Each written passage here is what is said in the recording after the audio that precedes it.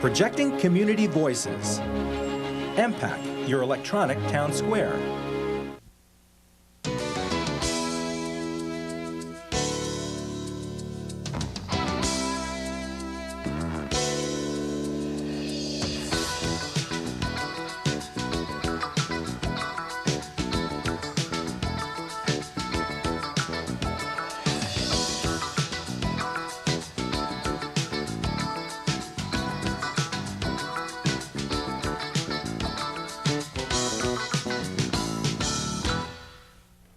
Good evening and welcome to Border Crossings. My name is Jeanne Merino and I'm going to be your guest host today here on the program.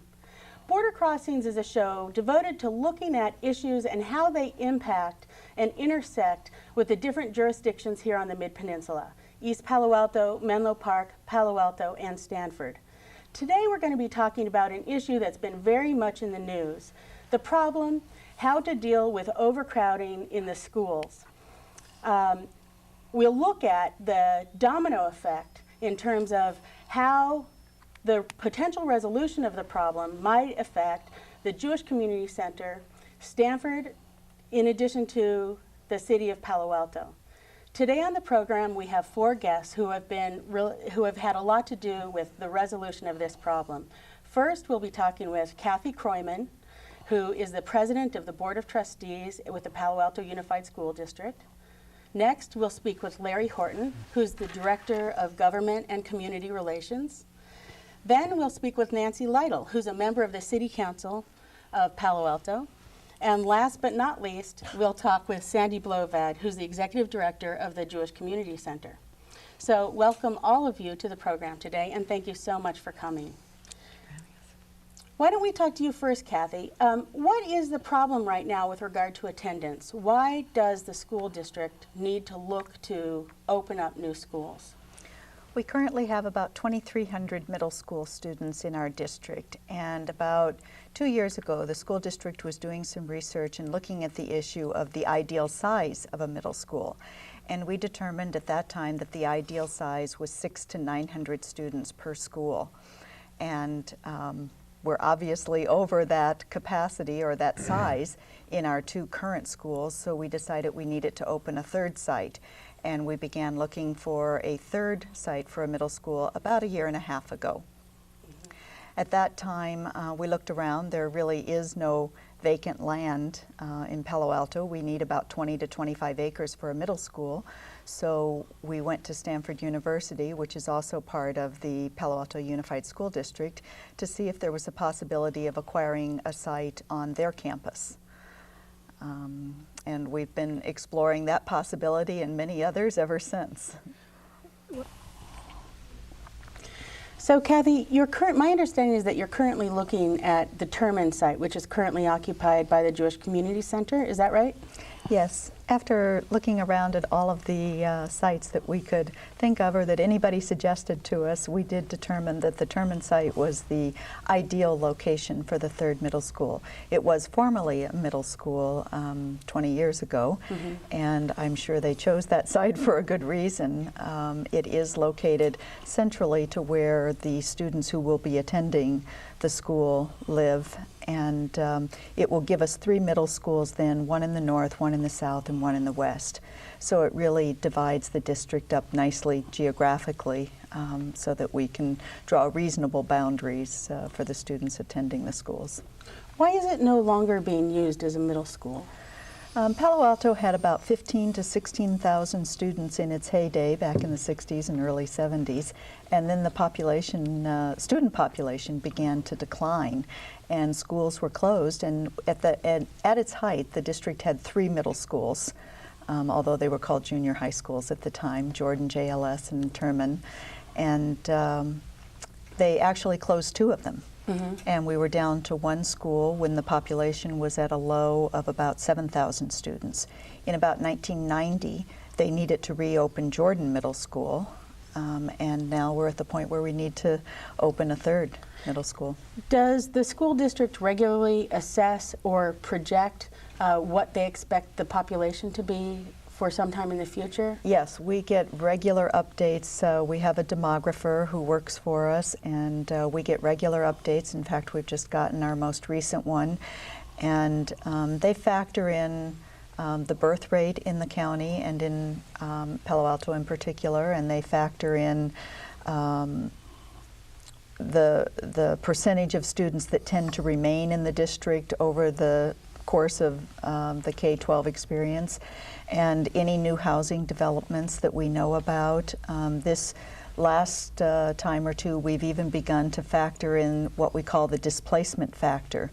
With Stanford building new housing on campus, we are assuming that some of the people in the community will move into that housing, vacating it and leaving it available for families with small children or school-age children to buy and move into the community. So we try and look at everything we possibly can to project enrollment. And I think over the last couple of years, we've done a much better job of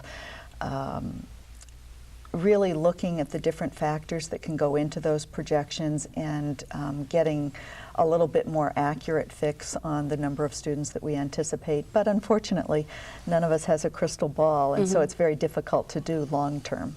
Well, I anticipate a high level of enrollment wouldn't just affect the school district. It probably has an impact on Stanford and Palo Alto and folks who use the Jewish Community Center as well. Larry, how has this come up as an issue for faculty and staff at Stanford? Well, the school district is extremely important to Stanford. I would say that of all the factors that are important in recruiting high-quality faculty, and staff and graduate students, too, some of them, the quality of the schools is very important. So that we have a very keen interest and always have in Palo Alto schools. We really appreciate that our schools are excellent, and we want to do what we can to help keep them that way.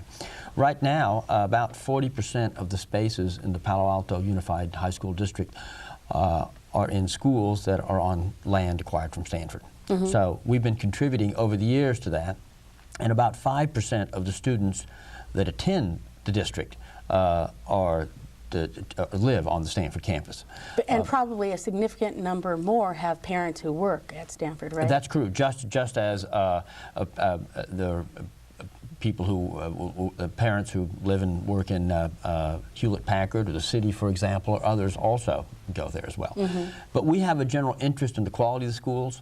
So, and because we've embarked on a 10-year plan of what we're going to do for the next 10 years. Now, I want to echo what Cathy said.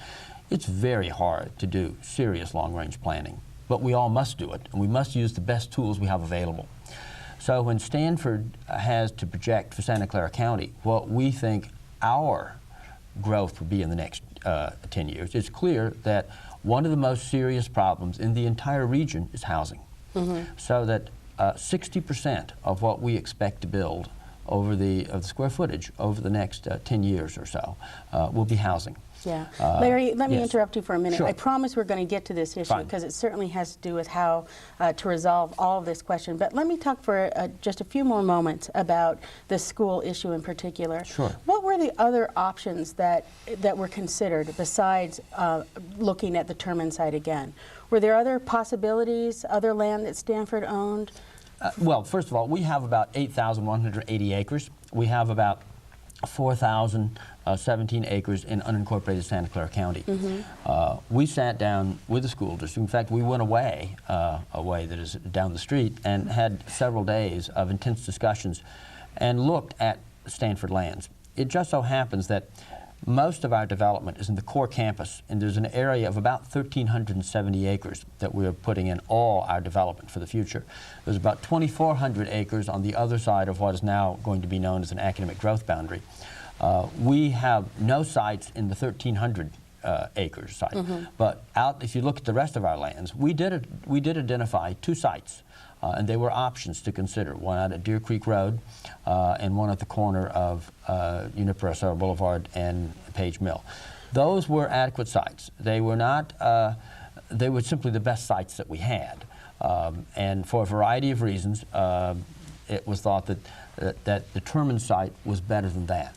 So while we looked at options, we looked at all our lands and tried to find another site. And we did identify 2, and we were prepared to lease it to the school district for $1 a year, but we also offered the school district a choice to support the schools. This is voluntary contribution. It's not something that's required as any part of an mitigation impact. We offered a voluntary contribution of $10 million to help defray the costs of the district acquiring and moving into another middle school.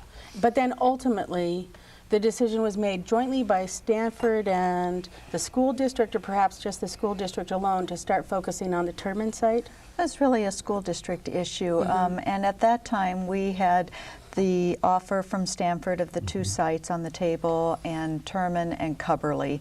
And of Stanford's 2 sites, the Deer Creek site was the preferable one to us. So we really narrowed our focus to Cubberley, Turman, and the Deer Creek site. And as we looked at a pin map of where the students were located, it really just jumped out at us that Turman was the ideal location. That was the site to which students would be able to walk and ride bikes. It was very centrally located to the student population. And quite frankly, it was a school, so the school buildings are there. We thought it would be less expensive to renovate that site than it would be to build a new school somewhere. But of course, then the big issue is that the Jewish Community Center is currently occupying that site. Sandy, how long has the JCC been at the Turman site? At that particular site since 1983, June of 1983, but we've had a presence in Palo Alto for the past 40 years. And what kind of services does the JCC provide? Well, essentially we're a social service organization. We characterize the JCC as offering services from the cradle to the grave, which simply means child care at every age from child care through senior adult. Services to teens, services for mature adults, services to young adults, services to young singles, college students, high school, elementary school, early childhood education, and to emigres. And are those services exclusive to Jews who live in the area, or are they open to people, to all different demographics? They're open to all different demographics. Specifically, we have 35 to 40% of our membership is non-Jewish, and beyond membership, about 80% of our activities are open to the entire community. So we probably get about 8,000 unduplicated visits a year, and a very high percentage of those visits are from non-Jews. And probably people from Stanford and all over Palo Alto, so this really is a community center. Absolutely. Matter of fact, I'm honored to say at one time, Larry Horton was a member of the JCC. For a number of years, I've been in the JCC. I've now moved to the YMCA, but that's another conversation. Oh no, we I have won't fond get there. memories of the JCC. And what kinds of, I know that there's a swimming pool at the site. How do you use the site? Well, there are, on the entire site, there are 10 buildings. The JCC leases 8 of those buildings from the city of Palo Alto. We have a health and fitness center as one building, an auditorium. We have our after-school child care as another building. Our early childhood education building is a 4th. Our senior center is a 5th. We have a teen wing, an administrative wing. So you can see that we've got designated buildings for each of our service components. How are you funded? Well, we're about 90% self-sufficient. The other 10% comes from 2 revenue streams. One is the United Way of Santa Clara County, and the second is from the Jewish Community Federation of the Bay Area. When did you find out that the school district was looking at this site and thinking about beginning middle school there again? We first learned of the intent in October of 1999. And at that point, what is the goal of the JCC? Knowing now that there's a potential that you would have to move, what are you looking to do? The goal of the JCC is to have a home in Palo Alto, and everybody sitting around this table has played a role in trying to make this win-win, to establish that home for the JCC and a home for the 3rd middle school. Now, you're currently leasing the property from the city, is that right? That's correct. And when does the term of that lease end? 2007. So you have...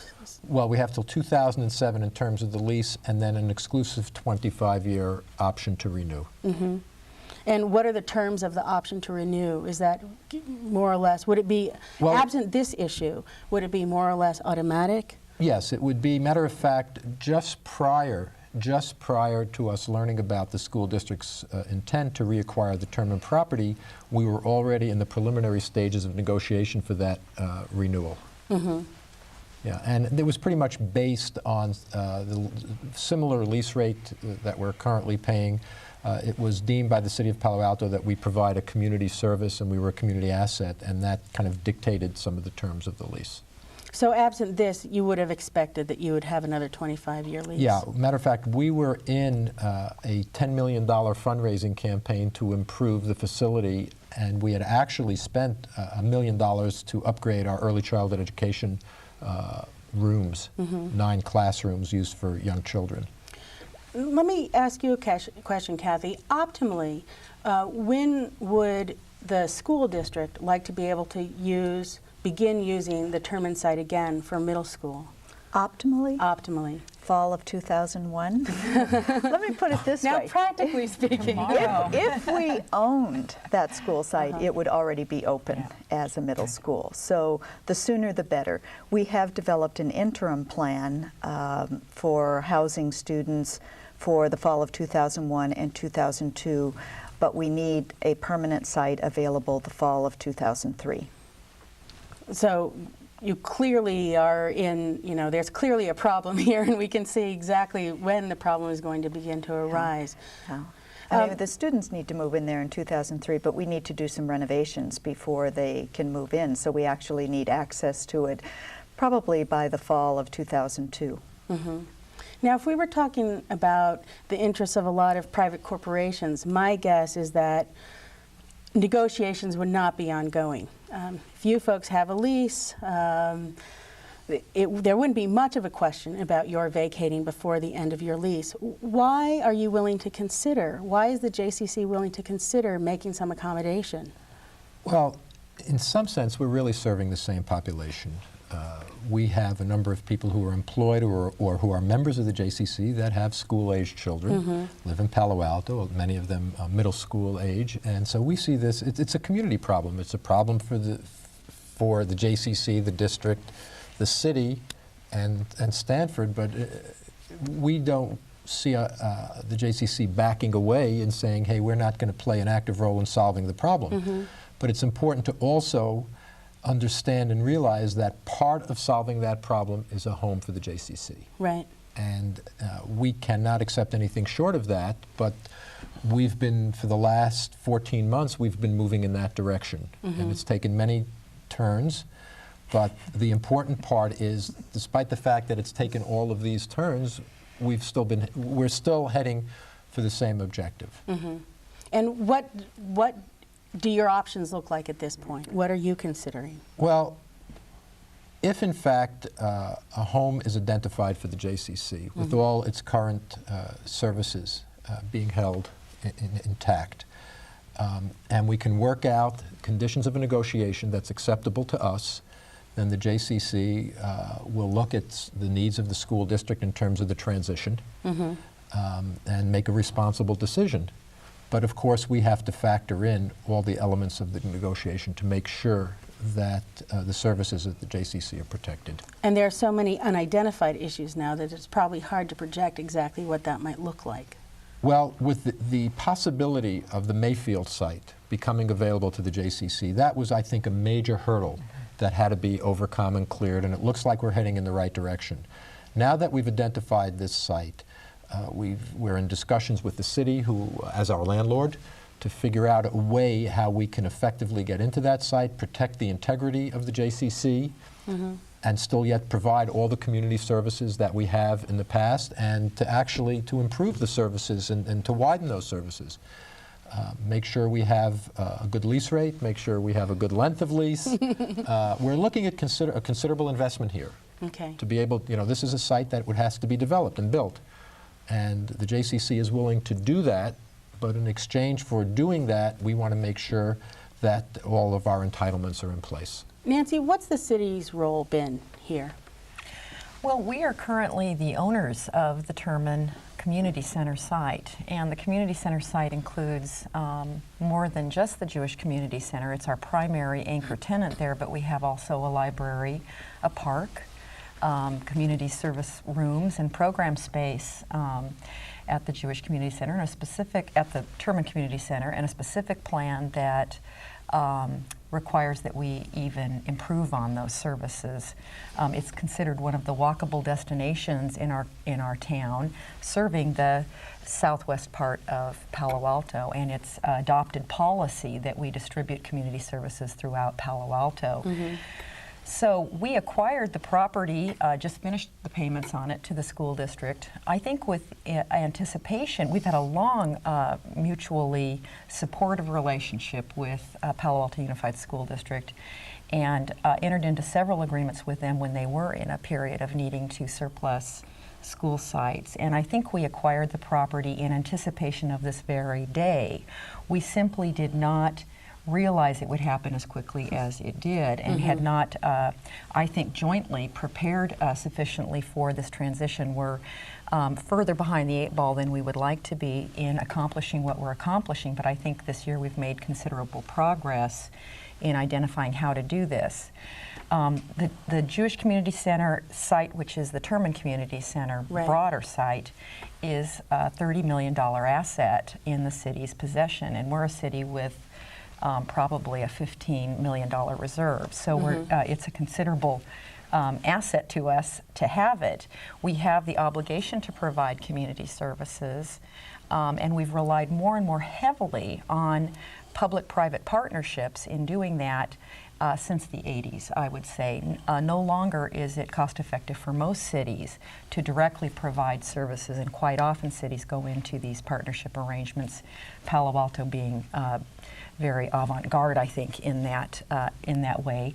And yet here we are with a tenant who has been an excellent tenant, a community, a joint community with the school district, who has grown to rely more and more on the services that are provided there. And let me give you an anecdotal example of how school parents like myself, who work, many of us in Palo Alto now both have 2 working parents. You can't do that if you don't have excellent child care, good homework centers, places for your children to have their sports programs, all those structured activities that we who are at work until 5 o'clock want to know that our children are well supervised until we get home. And so these facilities now go hand in glove. We can't just make a trade-off. We must retain and in fact expand as our housing continues to develop in town to meet the needs of this area. We have to provide additional school space and additional community center space for Palo Alto. So it sounds like there are lots of interests that everybody here at this table has in common, and the question is just, what kinds of options can you brainstorm? How can you settle on options, and then moving to an actual resolution here? Who are the people who are kind of at the table right now negotiating and trying to find a resolution? The City Council, the Jewish Community Center, Stanford? 4 entities. The 4 parties that are represented. The 4 parties I think we're here. What a coincidence. Or our representatives. Yes. And your representatives. And is that a continuing negotiation, or it sounds like you've settled on a site, or possibly settled on the Mayfield site, is that right? Yes, well, put it this, Stanford, what happened, by the way, you may not recall, but it was on this program that Mayor Niss in September came forward and said that it may be that the only way to solve the problem was if some landowner would come forward and try to do something with the transfer of development rights. A week later, the mayor, the city manager, and the director of planning came to my office and urged that we look very carefully at the research park and see if there was any space in which something might be done with the transfer of development rights. Now, this is something that we had been reluctant to look at before because we feel that the university has an obligation under its charter to use its lands for the furtherance of the trust, which is for higher education. But we have a serious community problem, and we have some potential community impacts. The schools are very important to us, so that we searched very deeply, and we came forward and made an offer to the city that we would be willing to provide this extraordinary valuable site, among the most valuable land in Silicon Valley, for $1 a year on a lease to the city of Palo Alto, according to certain conditions, which were in fact published in the Palo Alto Weekly, and I have letters publicly available. And that's all conditioned upon our 10-year land use plan, which is essentially all approved, but there's a few steps left next week. And this is with the county, is that right? With Santa Clara County. Okay. And the reason for that is this is a housing site. The Mayfield site is a housing site for us right now. And if we're not able to use our county land to build housing, then we would have to use this site, which is in Palo Alto, to meet our housing needs. But if we can use our county lands, this would permit us to do what the mayor and the city manager asked, which was to try to work out a transfer development rights. There is a negotiation that must take place, but I think everything is clear and it's on the table. That's actually a good segue into another element here. We have some public comment from someone who had some questions about Stanford's development issues. And after we view this for a moment, perhaps we can begin talking first about the Stanford issue and then eventually get into the concrete details of the Mayfield site. I just had some questions. The Stanford plans for its land that have been under discussion for the last few months. I'm actually really sad that they're wanting to build quite a bit in the, they want to develop another several million square feet, and given that they've already done that over the last decade, the only real reason I could see for justifying that maybe is for additional housing. But aside from that, I don't understand why they feel the need to restrict access to the foothills, and why they want to build in the foothills, or why they don't want to set it aside for a long period of time. But one thing I'm wondering why people maybe don't examine a little bit more is if they really wanted to build housing, could they not do it within campus a little bit better than they have? Could they perhaps better fill in the Escondido Village area? Could they replace the driving range on campus with housing? Could they look at some of the faculty housing that's occupied by non-faculty and perhaps convert that to student housing when those current residents move on? So what about that? Are those practical solutions? Well, to actually, try to address actually, the speaker had excellent solutions because that's exactly what we're doing.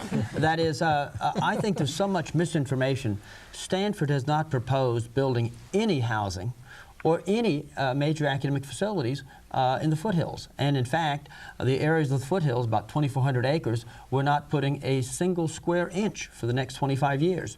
The development is focused in the core campus, and all of the housing is in fact just what the speaker suggested. It's infill housing. A lot of it is in Escondido Village, and by the way, all of our housing is for Stanford people, for Stanford faculty, staff, and students. And I must say, as both someone who's employed by Stanford and my husband's employed by Stanford, so I have to be honest here that I'm not exactly unbiased.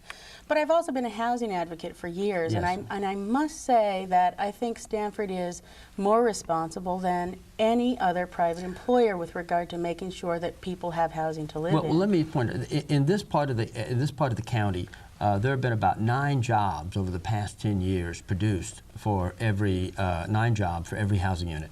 Stanford produced more than 1 housing unit over the past years for every new person we added. And under our 10-year plan, we're going to grow our population at a very modest rate, about 1% a year for the next 10 years. But our housing stock is going to increase by 3% a year.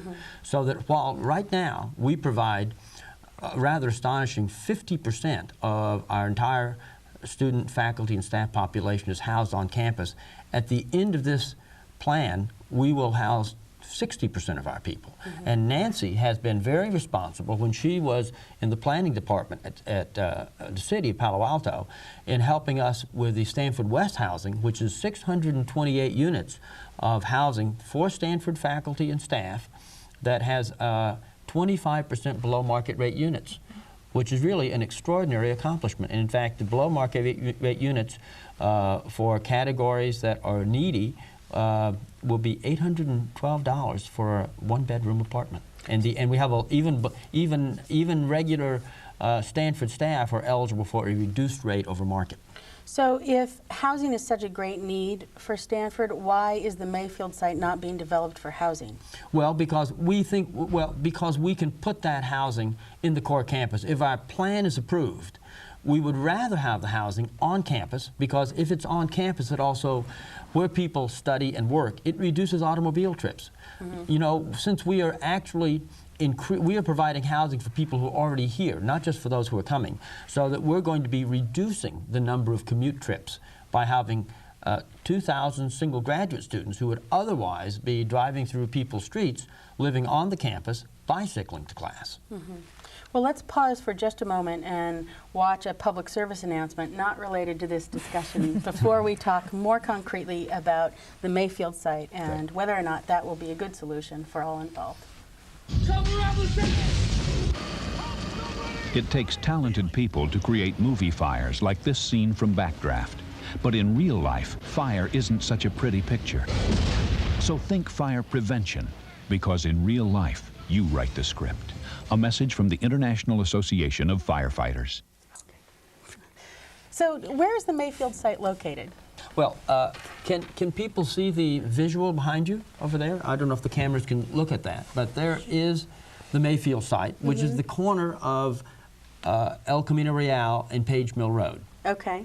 Well, why don't we try to get, I don't know if it's possible to get some focus on that, but if you can. So it's on the corner of El Camino and Page Mill Road, and how large a site is it? It's about a 5.6 acre site. By the way, it was a former school. And then it had some other activities, and most people know it now because you buy pumpkins at Thanksgiving and Christmas trees right now. There. Right. So I guess some additional accommodation. That is a prime site, and I think before this issue came up, we thought it would be appropriate to put a hotel on there. But we have decided that this is a community interest that we're glad to participate in solving. And does this come close to what you at the Jewish Community Center would hope for? Well, it presents a different kind of a site. Right now, we're on a much more suburban type site. We've got 8 distinct buildings on our site on about a little under 6 acres, about 5.9 acres. The challenge on this site for the JCC component is turning it into an urban setting where there is a 50-foot height limit, so we would have to build up, and so it would have more of an urban look, with probably the exception of an entryway or something that would be aesthetically pleasing as you enter the site. But much of the program presentation would be in multiple stories.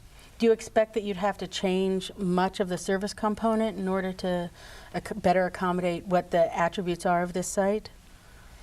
I don't think so. Actually, this site, from what I understand in the preliminary research that we've done, will give us an opportunity and give the city an opportunity to actually develop a lot more square footage than we currently have, which means that the JCC will have more square footage and community services could potentially have more square footage. So even though it's a smaller site, you'd be able to develop it at a greater degree? That's correct. Oh, that's interesting. So what is Stanford getting in return for the offer of this site? Well, we have worked out at the request of the mayor a solution to transfer development rights. We have to work out a development agreement with the city of Palo Alto that will permit us to put development that we would have put on this prime site in another location in our research park. In another location that you currently own? That is correct. And it's more likely to be a large site that has lots of open space, spaces between buildings that you can put something in efficiently. This is something that will have to be studied, and the city will, of course, must approve it. But I can assure you it's not an economic deal for us. If it were an economic deal for people to do transfer development rights, after the mayor announced this on television, I would think people would be knocking on the city's door. In fact, no one has come forward. This is not an economic winner for Stanford. It's a contribution to the community. And what is the city's response to this offer, or to the potential of this offer? Well, let me just say, Nancy was at the press conference we had there, but you might want to talk about it. What was the comments that were I made? think we are very, very optimistic that we can work out a solution that that allows the reopening of Terminus Middle School, allows us a community center on the Mayfield site, and compensate Stanford for their development rights. It's a complicated formula, though, that we will need to go through. And the 100 million square feet of commercial development that Stanford is asking in exchange is not really a transfer of development rights, because the site is currently zoned for housing. It is an upzoning and then a transfer. So we think the planned community zone... I'm sorry, can you explain that a little more for me? Well, commercial development is higher zoning than a residential development. And it creates a whole different kind of impacts.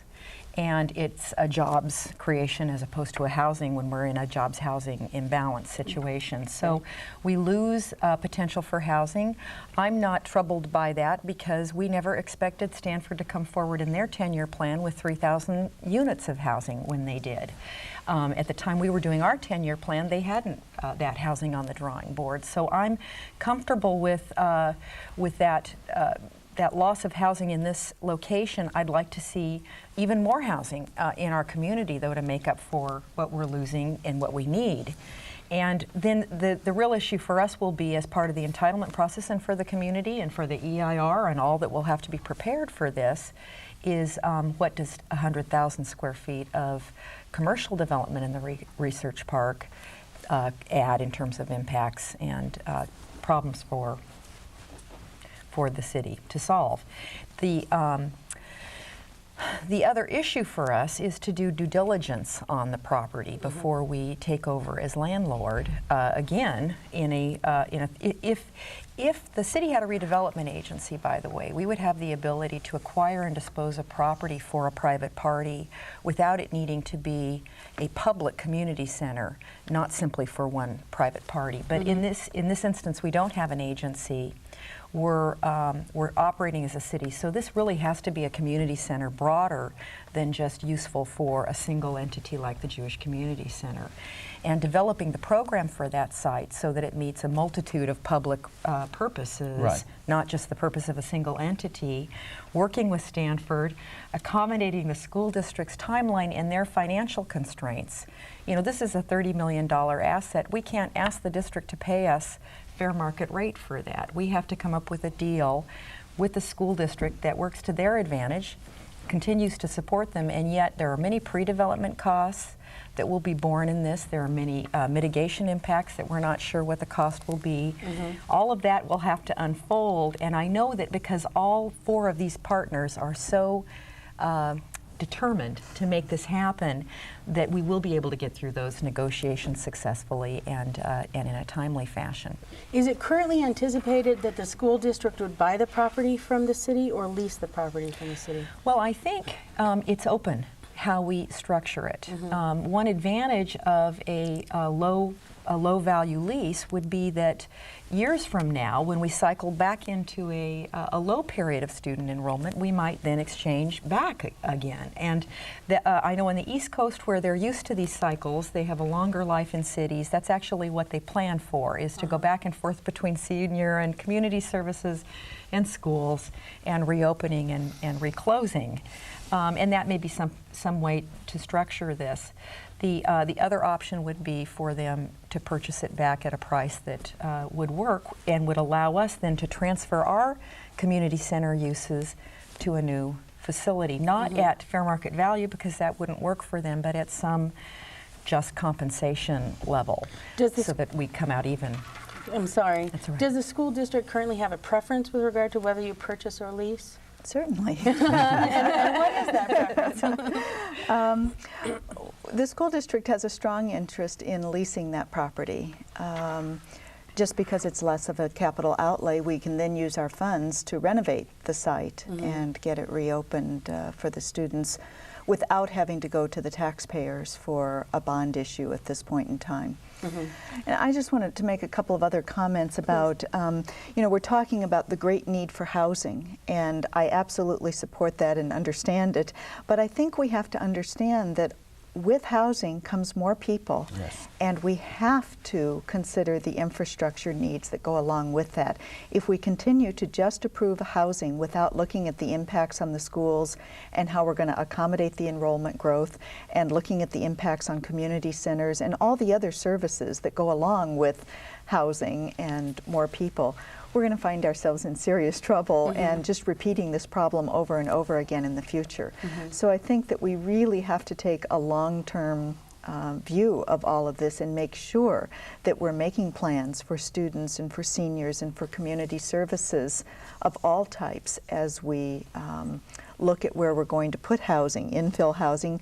I mean, you know, it sounds like it's not, you add 6 or 8 units here and that really isn't going to impact the schools too much, but by the time you do that in several places around town, the impact begins to add up. Right. And so I think it's really critical that we really begin to focus in on the impacts that additional housing has. And I because I couldn't know agree there more. is a great need for it. Right.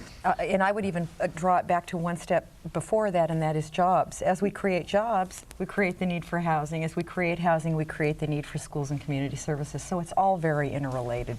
Right. I think we all agree with Cathy on this. Let me also, although I would point out that I think that while Stanford has gone way beyond these requirements, I'm not sure what other housing developers have done so. Well, we actually have not had anyone go beyond their requirements, Mr. Horton. Stanford University has been very generous in going well beyond their required mitigation for the impacts, both in the offer of the $10 million to the school district and the site for the JCC.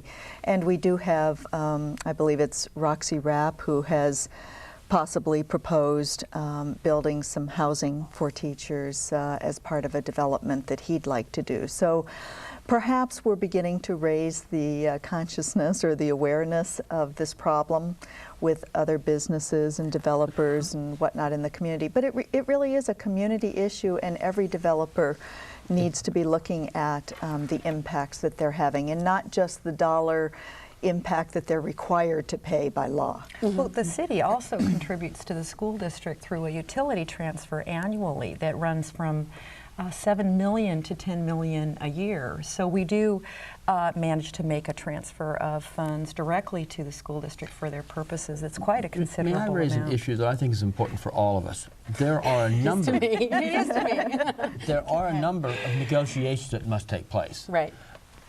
The JCC must negotiate with the school district, perhaps with the city. The city must negotiate with the school district. Stanford must negotiate with the city on this. I recall one of my favorite comments by a Palo Alto public official is Joe Huber, now Judge Huber. Judge Huber, when he was mayor of Palo Alto, gave an address in which he said that process is our most important product. Sometimes Palo Alto processes can take extraordinarily long. If we do not have an accelerated, efficient process, I do not believe that we will be able to solve this problem in the time frame that all the interested parties. Now, Stanford is merely a facilitator in this, but the school district and the JCC have actual needs to move at a particular time. So if I want to emphasize that we made an offer letter to the city. It has a number of provisions. There must be negotiations, and they must be successful. It's all out in the public. But now, if, I have if a the correction. process I have a is not done. correction to offer. Stanford is more than a facilitator because the cost of Mayfield is not free. They are asking for 100,000. It was a pro-offer, not an offer, and they are asking for some conditions to be filled before the offer is an offer. And one of them is this 100,000 square foot of commercial development. So we have an application process, and entitlement. You know, there's actually a legislative action that will need to be taken. And so you're more than just a And I think if the city is not you're- willing to negotiate, No, I there think- may not be. By the way, I they think are. Nancy did not, in fact, actually mention what it is.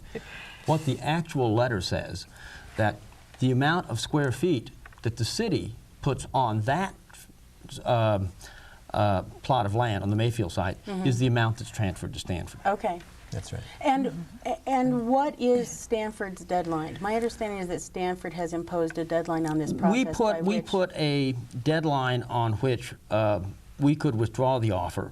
That was largely, I think, to try to help move the process along. We can adjust that if there's progress being made. Is that, and what's the deadline? What is the deadline? I think it was March 31st. That's correct. And is that going to be enough time to accommodate the city's legislative action to get all of this passed? I agree entirely with Larry that the typical Palo Alto process won't work in this situation. It's going to have to be an expedited entitlement process. But we will need all of us to work together to make that happen quickly. And we're relying on Stanford to get an application together, the city to do a very fast set of entitlement documents, doing the environmental assessment. We will have to look at alternatives as part of CEQA and also as part of our own responsibilities. I think it's prudent to point out that these legislative actions are referendable, they're litigatable, there's lots that could happen that would put us in a bind in terms of timing, and so we as a council have directed our city manager to have backup plans in place, and we are not, if this doesn't work, we know, as Cathy pointed out earlier, we have a responsibility as we continue to approve growth in housing and jobs to accommodate the community with additional community services. We can't lose a community center that we have now. It's inadequate currently, so we must have backup plans in case this doesn't work. But my feeling is that we can pull it together and make it work, and then those backup plans can be additional expansion potential for us. And That's if that, so you should know by March 2001 whether or not this deal to have the school district take over the Terman site, to have the Jewish Community Center move to the Mayfield site will work out. When is the soonest do you anticipate the Mayfield site could be developed to accommodate the Jewish Community Center or other community centers as need be? I think it would be at best, if we were a very efficient organization operating under the most expeditious timing, my sense is that it would be no better than a 2-year groundbreaking. Working for another agency that does redevelopment on a very fast timeline, not like Palo Alto. We've done some preliminary research on that, and from the time we get the green light, let's say, and say, okay, it's going to work, we're looking from that time until occupancy, a 4-year horizon is what we're looking at. Why the differential? Why? Well, you say groundbreaking too, and and occupancy. So construction is factored. So in. maybe it's not. So it would be 3.5 to 4. Our projections look more like 4 years. I'm talking very ambitious. I'm talking ambitious, but hopefully we can be that. We can. There's a lot of will behind making this happen. So. And if the school district took over the Terman spot in 2003, as Cathy hopes, then what would the plan be for the Jewish Community Center during that maybe 2+ year interim period? Well, I need to preface my response with the fact that if everything goes according to our hope, in other words, all the negotiations fall in place based on what we would like to see come out of the negotiations. There are discussions going on right now, contingency discussions for a transitional site. Right now we have incompatible timelines. Let's admit it. To say the least. And it's our preference to have one move. And we understand, though, that the needs of the district to get in for prep in 2002, for academic occupancy in 2003. If we know that all the conditions at the Mayfield site work, we will do everything we can to comply with the school district's wishes. But we have to make sure that, as I said, ad nauseum, and I'll probably continue to say ad nauseum, it has to be favorable to the JCC. It sounds like you already have an interim plan or something that looks like an interim plan. Couldn't the school district extend that for a couple of years so that the Jewish Community Center can make just one transition instead There of two? isn't enough room. We're going to use an elementary site as the interim site for the middle school. And if it was large enough for a middle school, we would have simply used that as a middle school, but it's not. But we can accommodate, the middle school has 3 grade levels, 6, 7, 8. So we're going to open it the first year with just the 6th grade, the second year, the 6th and 7th, but there isn't enough room for 6, 7, 8. And so that's why we need the permanent site to be available. However, we do have other sites in the district right now that we're not using that We can't let the JCC go there long-term because we're anticipating more enrollment growth and that we will need them in the future. But for the short term, they could use the sites, and we have been working with the JCC and the city to develop some type of an interim plan to accommodate the different services that the JCC provides. So we are willing to use some of our sites to try and work out a transition plan. You know, when we were considering alternatives, we were considering other sites the school had for perhaps for the JCC, and we did a great deal of architectural work. Stanford did and paid for some and used some of our own architects to provide various planning techniques to try to see how the problem could be solved. So we've been in this, and I would also like to tell Nancy, to be sure, we would be glad to participate if there is one of these backup plans, if there's some way that we could provide some encouragement or some expertise, because it may be the city doesn't want to meet the conditions that we've set out, and that would be appropriate to do backup plans. I will say that one reason we came forward with the Mayfield site, in addition to the fact that the mayor and the city manager came to us and asked us to do so, is that I happen to sit on a committee, and so does Sandy, with looking at alternatives, and frankly, we didn't see many other alternatives that were likely to be live. So we've been very realistic about what the alternatives have been and are. I'd like to pick up on that. I know Stanford has taken some hits about the Mayfield site in terms of motives and whatever, but I'll tell you, if that Mayfield site right now was not on the table as a strong, strong possibility, based on what Larry just said, we'd be close to being back to ground zero on this. And so the Mayfield site has given us renewed hope. And we're really pleased that Stanford stepped up to the plate on this one. And this, by the way, if it plays itself out, and I think Nancy will agree with me, could absolutely be a wonderful model across the country, and how you get the private sector and the public sector together to provide community services that protect the interest of both parties, but yet are expansive enough to be able to fulfill the needs of the greater community.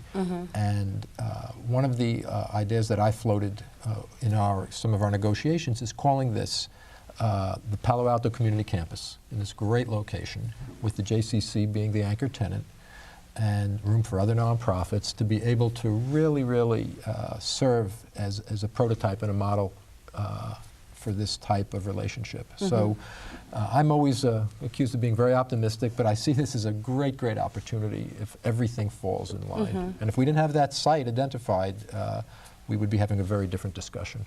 Well, let's talk a little bit in some more detail about the Mayfield site. We have some community commentary about the suitability of the Mayfield site and whether or not there are any environmental problems that might arise from the development of that site. Why don't we look at that and then we can return to the conversation. The organization that I'm involved in is the Barron Park Association Foundation, which is a tax-exempt nonprofit which was created in 1989 by the Barron Park Association specifically to apply for EPA grants to oversee the Superfund sites in Palo Alto. One of the reasons that we were concerned about the entire toxics problem is we were really worried because it's right adjacent to residential, it's right adjacent to Barron Park. Matadero Creek runs between us and the research park. We were afraid of toxics draining into the creek, being a danger to animals and children that were in the creek, and just generally creating health hazards. And that was one of the main reasons we got involved back in '88 and '89.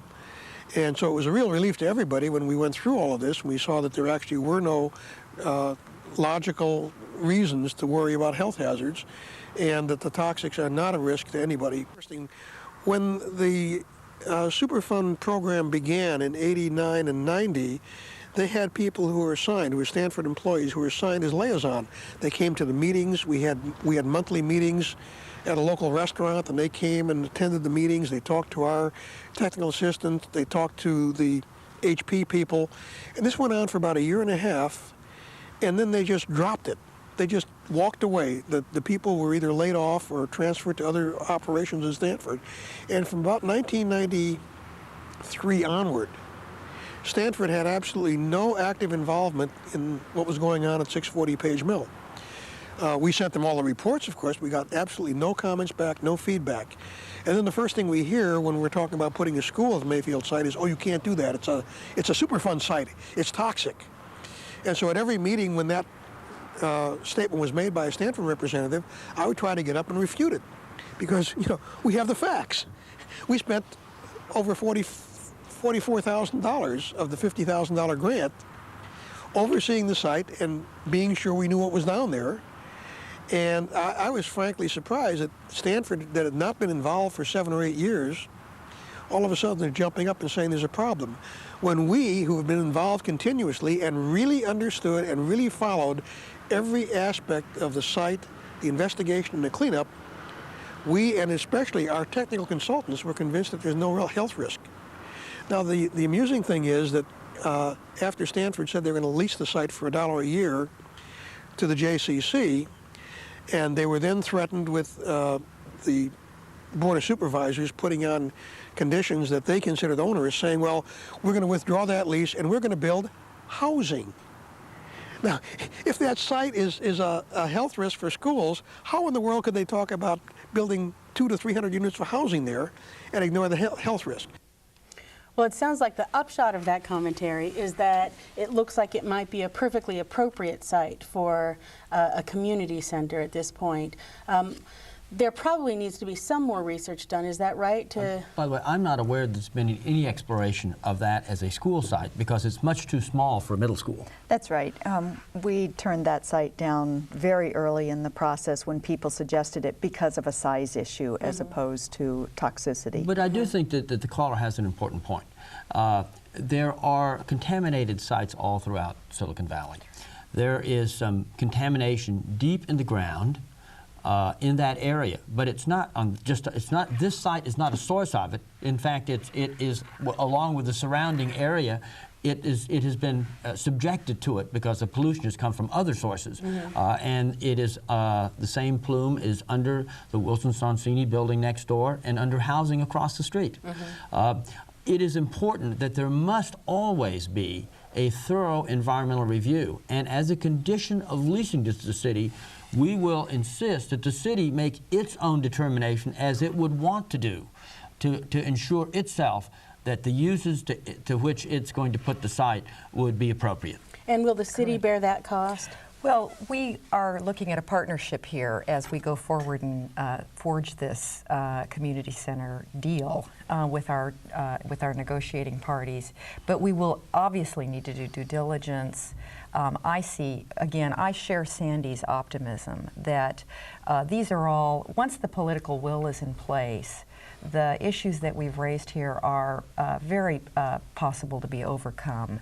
And it is such a potential for healing the community, for planning for the future, for being able to do a joint partnership across these segments of our community that I think, I'm sure, knowing what I know about the Wilson Sonsini development and the ability to get that handled, that the same thing can happen on Mayfield if we can overcome other obstacles. It's just, there are some costs involved, and we can even handle that. It's only money after all. Well, a refreshing view from Palo Alto. From Silicon Valley altogether. Right. Well, it sounds like there is the will and the common interest that you all share here at the table to try to make something work together, and without that common interest and the desire to see something succeed, I don't think anything like this would be possible. I have to unfortunately terminate the conversation a little prematurely, I think. There's a lot more to talk about, but good luck to all of you, and thank you so much for coming today to talk about these issues. If you'd like to see this broadcast, we'll show it on Thursdays on Channel 6 at 9 p.m. and Sundays on Channel 77 at 7:05 p.m.